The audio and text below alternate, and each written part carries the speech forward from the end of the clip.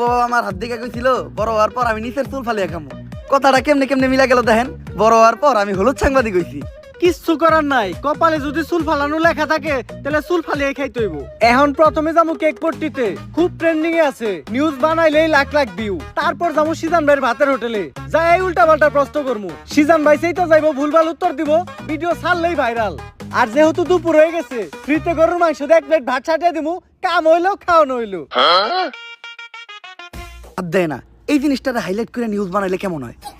এর লিগাই তো আমি তোরে আমার লগে রাখি। হলুদ সাংবাদিক হওয়ার পরে আমরা উল্টা পাল্টা নিউজ বানানি করছি শুরু।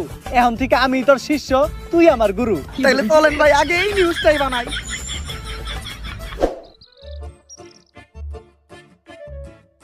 স্যার স্যার স্যার দাঁড়ান, একটু দাঁড়ান। স্যার, আপনি করে দেখে মনে হইতেছে আপনারা মিডিয়ার লোক। আমার ছোট্ট একটা বোন মাদ্রাসায় পড়ে, বয়স মাত্র 13।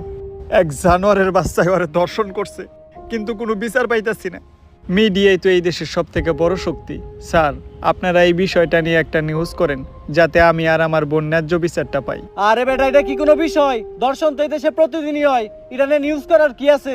ট্রেন্ডিং কোনো বিষয় থাকলে কও, যেটা নিয়ে নিউজ করলে লাখ লাখ ভিউজ আইবো। এক কাজ করো, কেক বানাও আর নাইসে নাইসে কেক বিক্রি করো। এই নাও আমাকে কাট। যদি এটা আসলেই করো তাহলে যোগাযোগ করো, আইহানিয়া ভিডিও বানাই দিয়ে যাবনি। আর এখন আমাকে সময় একটু কম, স্বপন মিয়ার পারিবারিক বিষয়ে আঙ্গুল দিতে হইব। জান ভাই।